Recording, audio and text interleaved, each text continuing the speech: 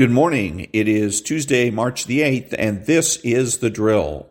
Welcome to all the butchers, bakers, and candlestick makers out there. I'm Ron, your host, and the only true conservative in the United States today.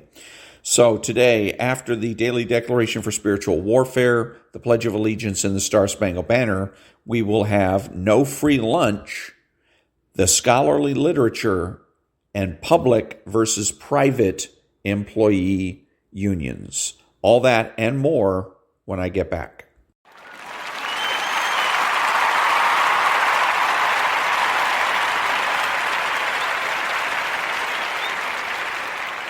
Thank you. And now the Daily Declaration for Spiritual Warfare for March the 7th.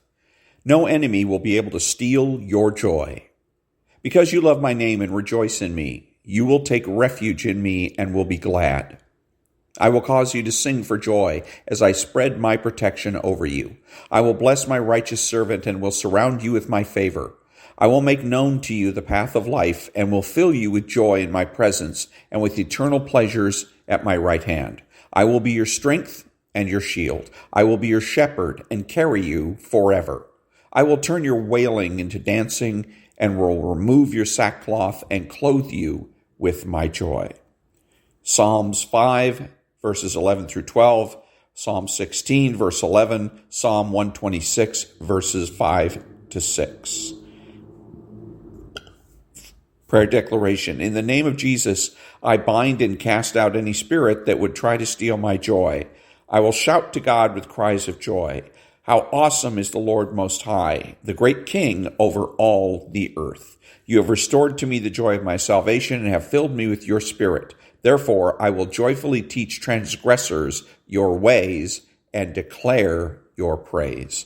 And that was the Daily Declaration for Spiritual Warfare for March the 7th.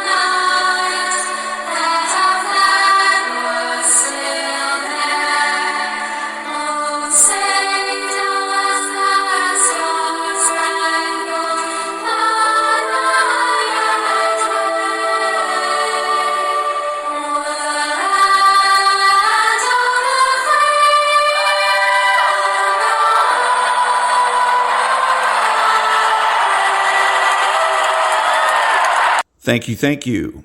Who is the true conservative? He is religious and realistic. He is the person that understands that culture is the foundation for politics. He acknowledges a benevolent universe. He is patriotic and uses common sense. He makes judgments, refuses to speculate, speaks clearly and definitively, and is not afraid to say no. He's open-minded, asking why rather than why not.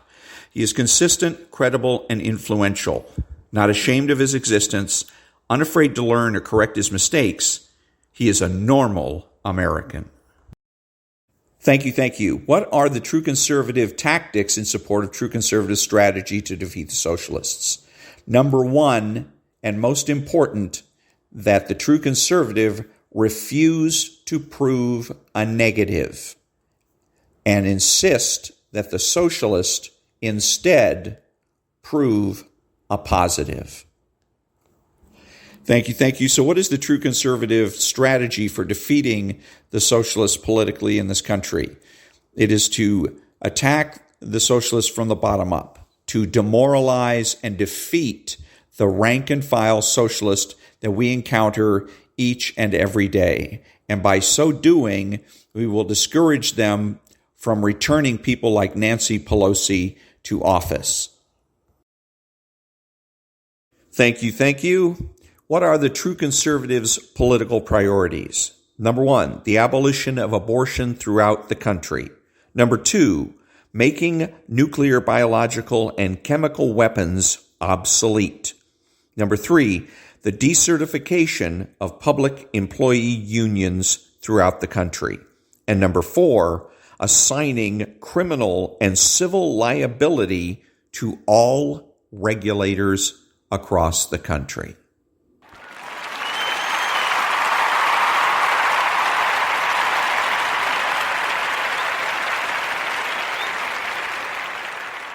Thank you. And now there's no free lunch. All of the criticisms one might mount against the corporate form, some of which are valid, pale in contrast to straightforward and indeed essential virtues. First, business makes most of the stuff we enjoy and consume. Second, business is what gives most of us jobs. The two words that follow most immediately from the world of business are prosperity and opportunity. Tyler Cowen. The contempt too many show for the concept of business can only be attributed to a covetous disdain for success. Business as the producer of our purchase habits is inherently true, and business as the place where jobs and opportunity are found is tautologically true.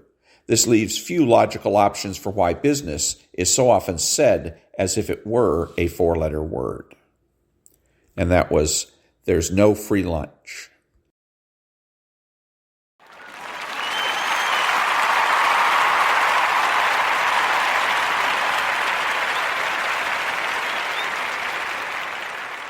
Thank you. And now I'm going to be reading actually two sections of Chapter 1 because the first one is actually a rather short section, and that's called The Scholarly Literature. Given its importance to American politics, the phenomenon of public sector unionism has been understudied. Yet scholars have not completely neglected it. Economists have developed the most extensive literature on the causes and effects of it.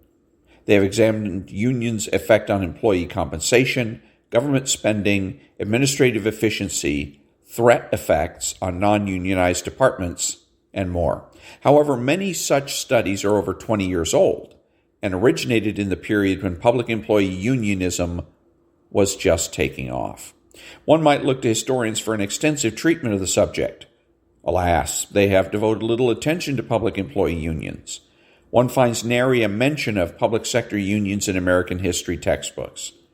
Labor historian Joseph McCartin has remarked that those in his profession are poorly equipped to explain the rise or persistence of organizations like AFSCME or the NEA because there's almost no literature on such unions in our field. While there are enough books on the United Automobile Workers and biographies of Walter Reuther to fill a shelf, there are no academic treatments of the American Federation of State, County, and Municipal Employees, AFSCME, or biographies of its fierce leader, Jerry Worth. To be fair, Richard Kallenberg has written a fine biography of Albert Shanker, the tough liberal leader of the American Federation of Teachers. And political scientists have not done any better. Most of their studies date back to the 1960s and 70s when urban politics was still at the forefront of discipline and conflict over collective bargaining rights peaked. David Greenstone made only passing reference to government worker unions in his classic analysis of organized labor in American politics. Recent studies of labor politics by Margaret Levy, Taylor Dark, and Herbert Asher note the growth of public sector unionism. However, they do not analyze the causes or consequences of that growth and focus almost exclusively on private sector unions.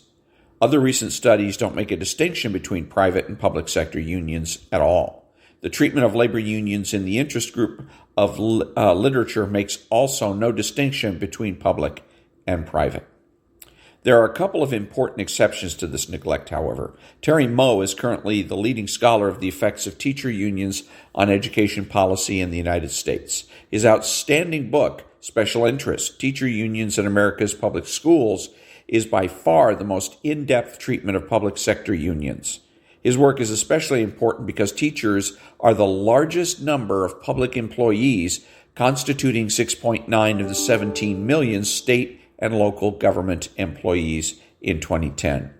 Moe makes a powerful case that the unions have used their political power in a variety of ways in a host of institutional settings to stymie education reform for 30 years, all the while pursuing and winning better pay, benefits, and work rules for teachers. Another exception is Sarah Anzia, whose work examines teacher, police, and firefighter unions in off-cycle elections and shows how they often get their way.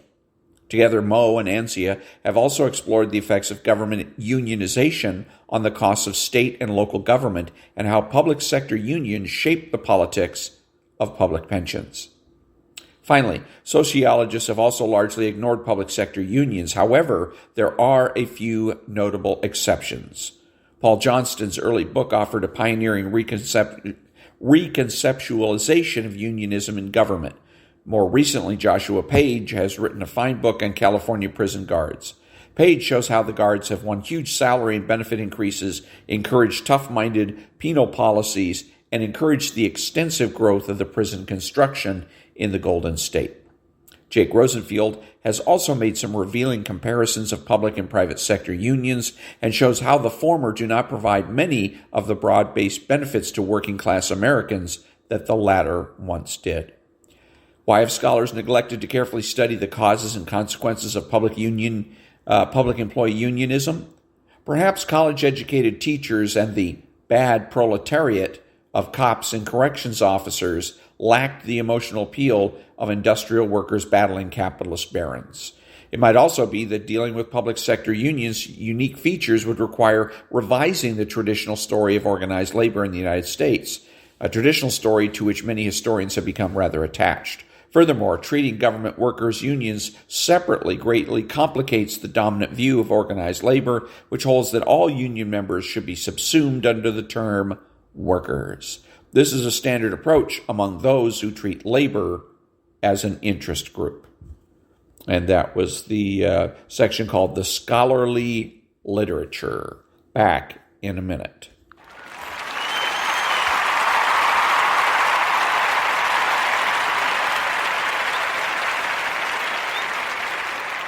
Thank you. And now, unionism in the public versus private sectors. There are unions in the public and private sectors. However, unions representing government workers are different from those found in the private sphere. Too often in public discourse and academic analyses, they are conflated, which badly distorts reality. One of the premises of this book is that there are stark differences between unions of teachers, cops, and firefighters and those of steelworkers, carpenters, and coal miners. These differences mean that public sector unions deserve separate treatment and study. Furthermore, these differences mean that the attitudes one holds, whether positive or negative, toward unions in the private sector cannot be transplanted to those in the public sector. The economic, legal, and moral case for the two species of unions is very different. One big difference is the nature of pre-existing job protections in the public sector, namely civil service laws, which were enacted before collective bargaining statutes and unionization. Civil service laws partially regulate promotion and compensation decisions and provide far more extensive protections for employees from arbitrary firing, transfers, or disciplinary actions by managers. Workers in the private sector usually lack such protections. This obviates, to a significant extent, the need for further protections and work rules adopted through collective bargaining. Civil service statutes were adopted to address another problem in public sector labor relations, the rise of spoils systems, where people were hired, fired, assigned tasks, and paid based on political connections. Another difference is that governments are able to borrow more cheaply than business firms. Think of tax-free municipal bonds and can access new revenue through taxation. This softens the impact of swings in the economy. Private sector workers and their unions, however, remain fully exposed to the business cycle. During the Great Recession of 2008 to 11, a greater percentage of private sector workers lost their jobs than workers in the public sector. In addition, many public sector layoffs during the recession were, in fact, people encouraged to retire early with guaranteed pension benefits. Over the long haul, the likelihood of being laid off is far higher in the private than in the public sector. Even without unionization and collective bargaining, then, jobs in the public sector are likely to be better protected and more stable than those in the private sector. Yet, the most fundamental difference between public and private sector collective bargaining, a process that determines the legally binding contractual agreements for the terms and conditions of employment, is that public sector unions can exert greater influence on their employers, i.e. the government, through the political process. The unions can thus exercise influence on both sides of the bargaining table. This alters the structure of collective negotiations by relaxing the incentives of managers to drive a hard bargain. Unlike private sector unions, who have a natural adversary in the owners of the companies with whom they negotiate, the antagonist of public sector unions is far weaker. When private sector unions negotiate with owners, the owners have powerful incentives to keep profits for themselves. There's no such opportunity for agency managers when they negotiate with public sector unions. In many cases, management will even benefit from elements of the contract negotiations. Furthermore, managers acting in negotiations are often the agents of politicians elected with union support. Even in the case of large corporations where ownership and management are separated, there are still powerful institutional incentives for managers to drive a hard bargain with workers. These include the transferability of ownership through stocks, board of directors with stock holdings, stock shareholder meetings, and takeover threats from other firms. In the public sector, few such mechanisms exist to pressure government negotiators. Voters are usually far less well informed than corporate board members or stockholders. There are few possibilities for exit, and buyouts are non-existent. Back in a minute.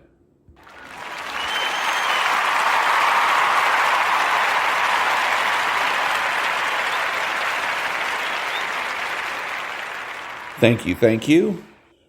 Let's see here. The extent to which citizens can indicate their preferences for state and local government by voting with their feet and moving to places that offer a more preferable mix of public policies is limited and therefore offers a weak check on the unions. This is because the public is often ill-informed about public policy in general and public sector labor relations in particular, and there are serious personal, social, and economic costs to moving. Therefore, the number of people voting with their feet on the basis of opposition to public employee compensation and the high taxes needed to underwrite it is likely to be very small. With few external pressures, most government agency managers have little stake in contract negotiations. Therefore, they've never been as hostile to union organizing nor as tough of negotiators as managers and owners in the private sector. There's little history of union busting by government managers. They do not hire scabs, interfere with union elections, enlist strikebreakers, or otherwise seek to disrupt union practices. No one has ever heard of the Pinkertons Detective Service cracking the heads of office clerks. And because government doesn't go out of business, once government workers are unionized, they usually stay unionized. Furthermore, markets provide a natural check on private sector unions. At Boeing, for instance, the machinists' union in Seattle ran into significant limits on the pay and benefit package it could demand. Paying too much for labor could, over the long term, make Boeing uncompetitive vis-a-vis its rivals, such as Airbus. If the machinists rejected Boeing's final offer, the airplane manufacturer threatened to move its construction of airplanes to South Carolina, a state with lower labor costs and weak unions. On the other hand, because government is the monopoly provider of many services, such as education and security, there's no such market counterpressure. In many cases, government is the monopoly or near monopoly provider of the good or service, and it is unable to change its location. Public sector unions also try to select those who will sit across the bargaining table from them by engaging in electioneering. We elect our bosses, so we've got to elect politicians who support us and hold those politicians accountable, the AFSCME flatly states. The union's participation in the campaigns and elections of the politicians with whom they will eventually negotiate gives them a degree of influence that unions in the private sector can hardly imagine. These unions provide large sums of money to candidates, mostly Democrats, but sometimes Republicans, at all levels of government and make massive independent expenditures on campaign advertisements. To top it off, they provide the foot soldiers for the voter registration and get-out-the-vote drives. Finally, between elections, they engage in extensive lobbying efforts to win legislators' support. Consequently, public sector unions are fundamentally political entities. Almost all decisions are relevant to their members, such as pay, work rules, benefits, and hiring and firing, are ultimately political decisions. When public employees unionize, they are driven to try to manage the people, legislators, who are supposed to be managing them for the sake of ordinary voters. Not surprisingly, then, they have become political powerhouses in states and cities across the country. However, their exercise of power has strained government's finances and taxpayers' wallets. In the wake of the Great Recession, state and local governments across the country have been forced to increase taxes, raise nuisance fees, run budget deficits, or some combination of all three. Some, such as Vallejo, Stockton, and San Bernardino, California, and Detroit, Michigan, have declared bankruptcy. Detroit has the dubious honor of being the largest municipal bankruptcy in U.S. history. Others teeter on the edge. Back in a minute.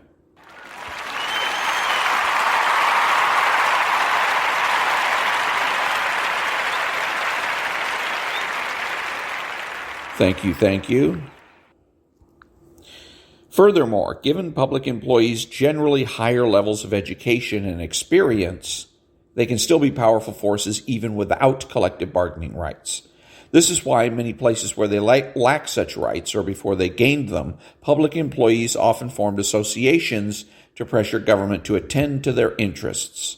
As one legal scholar points out, public employees normally do participate in determining the terms and conditions of employment. Many can vote and present arguments in the public forum. Because their terms and conditions are decided through the political process, they have a right as citizens to participate in those decisions which affect their employment. Thus, even without collective bargaining, public employee unions still have their First Amendment right to organize and participate in the democratic choices of their employer, the people. Unlike private sector unions and other interest groups, public sector unions get two bites at the apple. It is this problem that distorts democracies and ill serves the public good. Unlike other groups in American political life, political sector unions get to collectively bargain with their employers, the first bite, and then they get to influence those on the other side of the bargaining table through electioneering and lobbying, the second bite. Private sector unions only really get the first bite as they try to improve the material conditions of their members. The vast majority of what private sector unions win directly for their members is won at the bargaining table. Of course, as everyone knows, private sector unions participate extensively in politics. However, they participate to secure a far broader agenda than things directly affecting the terms and conditions of employment for their members on the shop floor. Think of the AFL, or the American Federation of Labor Congress of Industrial Organizations, AFL-CIO's, efforts to raise the minimum wage, a wage no union worker would accept, influence U.S. trade policy, and shape the immigration debate. Other interest groups, such as the National Rifle Association or the Sierra Club, get to lobby, but they don't get to collectively bargain. Public sector unions are different. They can win things at the bargaining table through political activity. That means endorsing candidates, donating money to their campaigns, lending them experienced staff, manning phone banks, turning out their members to vote, and running issue ads on radio, television, and the internet. It is not altogether surprising that political scientist Terry Moe found that teacher union political activity was almost single-handedly responsible for the feeble results of the education reform movement over the last 25 years. Michael Hartney and Patrick Flavin also found that as teacher union political activity increased, the likelihood that states would enact reform-oriented education policies such as school choice and performance pay for teachers declined significantly.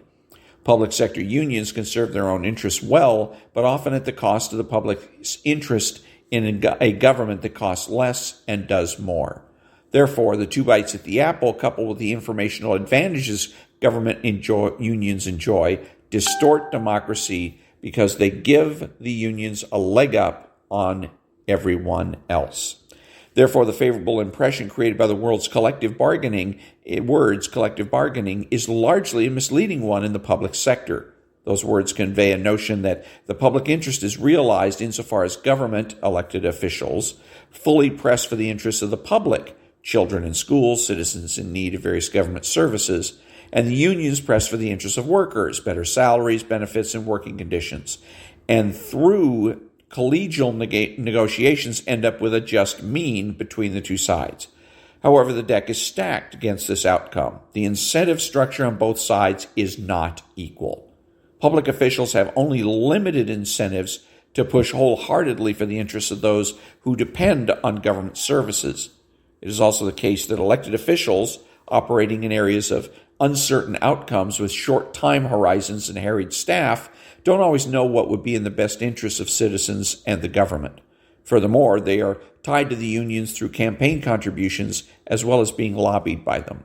On the other hand, the unions and their members know far more precisely what they want and are vigilant in its pursuit. The result, then, of collective bargaining negotiations in the public sector is a powerful tendency to privilege the union position from the outset. Back in a minute.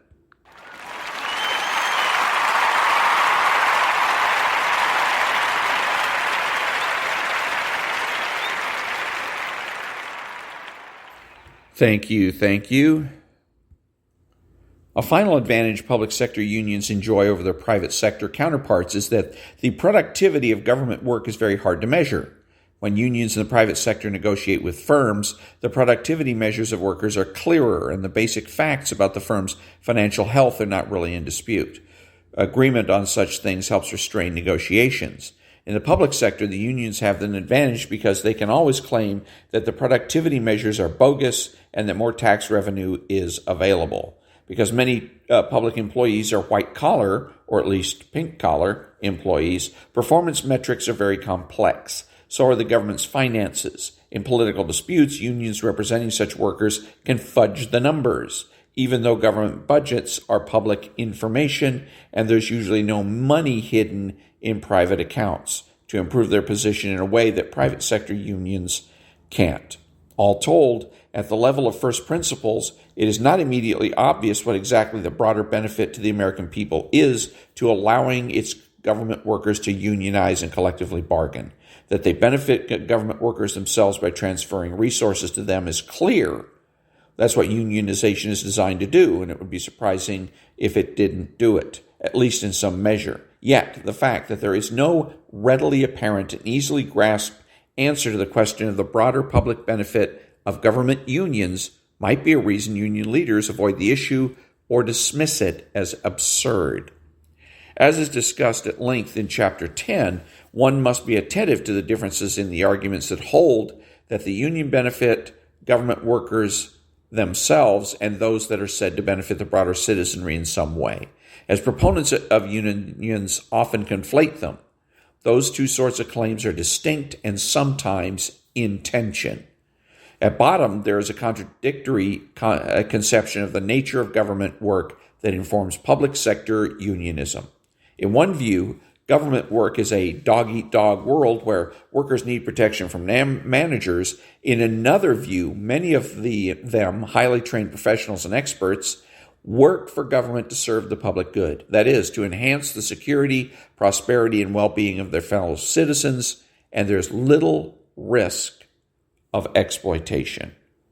And that is the end of that section of public versus private sector unions from the book Government Against Itself by Anthony DeSalvo. And I've called him Anthony DeSalvio before, and I was wrong. It's Anthony DeSalvo.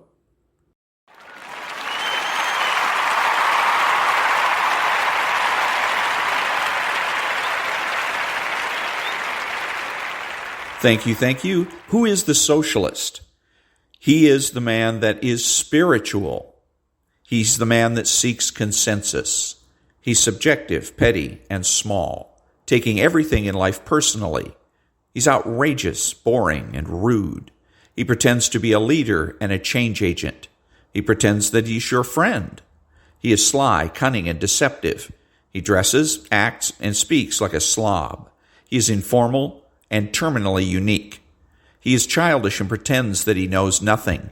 He has no conscience and pretends that might makes right and that the ends justify the means. He is impulsive and rationalizes his behavior.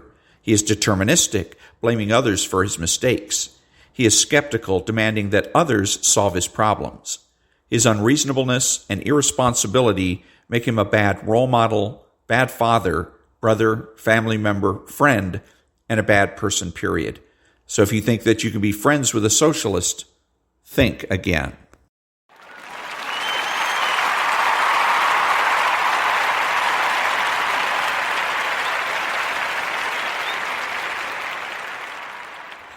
Thank you, thank you.